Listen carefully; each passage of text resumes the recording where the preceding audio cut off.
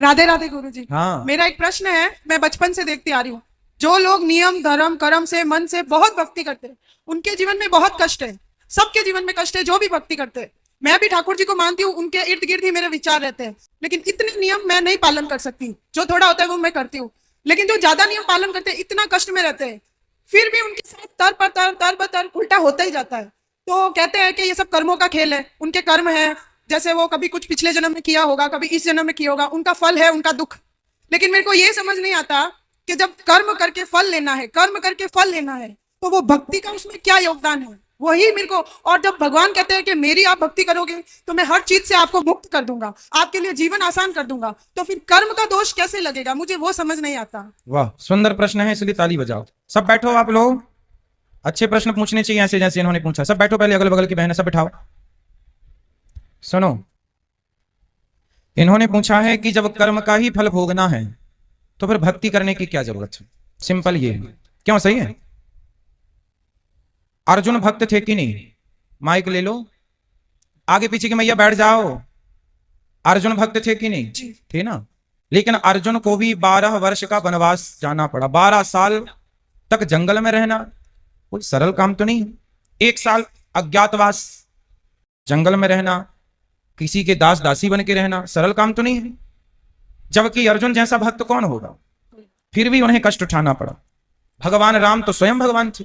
14 साल का कष्ट। माता सीता तो साक्षात लक्ष्मी थी, फिर भी दर दर की ठोकर जंगल में लकड़ियां काट काट के बच्चों का लव कुश का लालन पालन किया। इसी प्रकार अब आप कहते हैं कि जब हम भक्ति करें तो फिर कर्म ही का फल भोगना है, तो भक्ति का अर्थ क्या?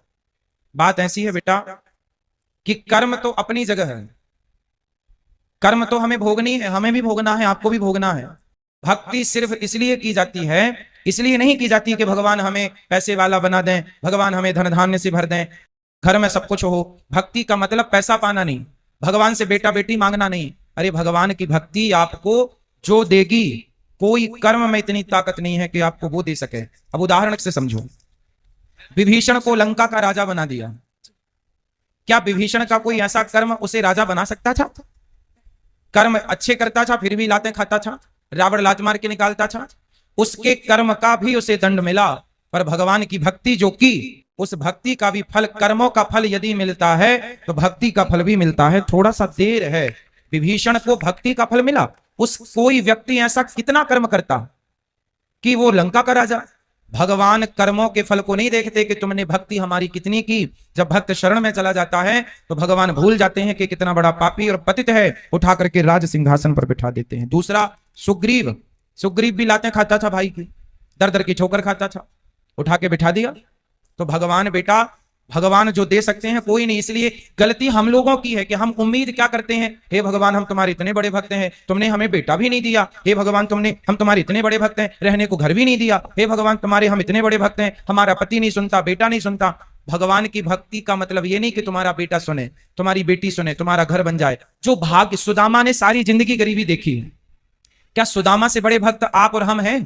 क्या हो सकते हैं? नहीं। लेकिन सुदामा से ज्यादा हमारी शिकायतें हैं। सुदामा की तो एक भी नहीं थी, सारी जिंदगी भीख मांगकर गुजारा किया, सारी जिंदगी भगवान की भक्ति की, और मांगने नहीं गए, 4 मुट्ठी चावल अपनी हैसियत के अनुसार देने गए।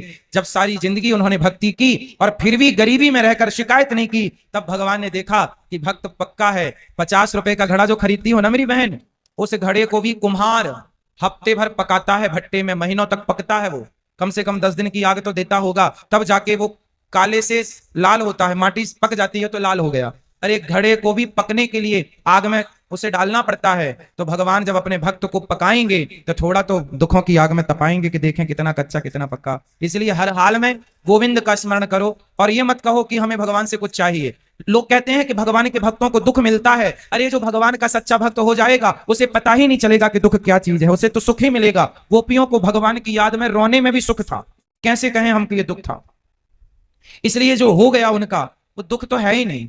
दुख तो वो लोग दुखी हैं जो कोठी बंगलों में रहकर भी जो ईश्वर को भूला पड़ा है, वो सब दुखी हैं, और जो ईश्वर की शरण में है, याद कर रहे हैं, सब सुखी हैं। अब उस सुख को आप दुख मान रहे हैं, वो अलग विषय है। इच्छाएं ज्यादा है ना बेटा आपके अंदर, इसलिए वो इच्छाएं आपको दुखी बनाती रहती। इच्छाएं छोड़ के एक बार शरण में चले जाओ, वो कभी ना पाया होगा आपने जो शरण में जाकर के प्राप्त हो जाएगा। एक बार सच्चे होकर जाना। गुरु जी एक प्रश्न और है, जैसे मैं आसपास देखती हूँ, मेरे आसपास जीवन में भी देखती हूँ, जो भक्त है चलो उनका मैं समझ गई कि वो दुख है, क्यों है, भक्ति का क्या महत्व है। लेकिन जो भक्त को दुख दे रहा है, जो उसको गाली दे रहा है, उसको उस चीज का एहसास भी नहीं होता। मुझे नहीं समझ आता वो क्या सोचता है, वो ऐसा क्यों करता है। और उसका पूरा जीवन अच्छे से चल रहा होता है और वो भक्त रो रहा होता है, और उसका पूरा जीवन अच्छे से चलेगा। अगर उसको सजा मिलेगी तो वो भी मरने से कुछ दिन पहले, तो उसका जीवन तो मजे से गया और भक्त का पूरा जीवन रोने में या कष्ट में, तकलीफ में गया।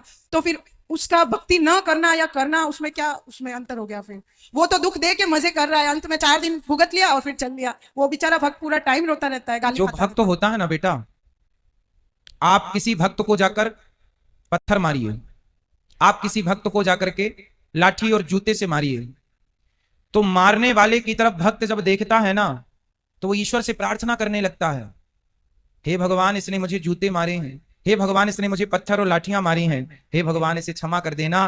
क्योंकि भगवान बड़े गुस्से में आ जाते हैं जब कोई भक्त को मारता है। पर वो भक्त, आज की कथा सुनी आपने, द्रौपदी के 5 बेटों को मार डाला था अश्वत्थामा ने, और भगवान ने पूछा कि बता क्या करूं इसके साथ। तो द्रौपदी ने क्या कहा, छोड़ दो, छोड़ दो। कोई भक्त यदि बदले की भावना रखे बैठा है तो भक्त हो ही नहीं सकता। भक्त तो ये चाहता है कि इसने गलती की है पर भगवान इस पर क्षमा करना, और भगवान क्षमा करते नहीं है। विभीषण को लात मारा रावण ने, मारा, लात मारा भगवान ने, भगवान को, भक्त को।